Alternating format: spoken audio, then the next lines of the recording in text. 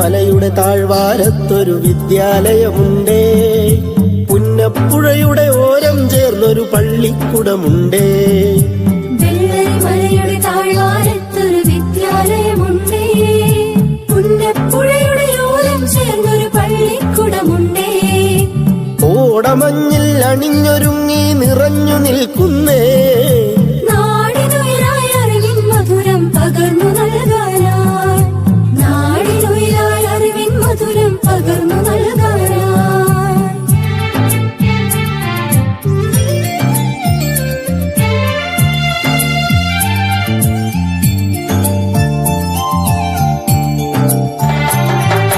തളിരുകൾ നുള്ളും തൊഴിലാളികളുടെ വിയർപ്പു തുള്ളികളാ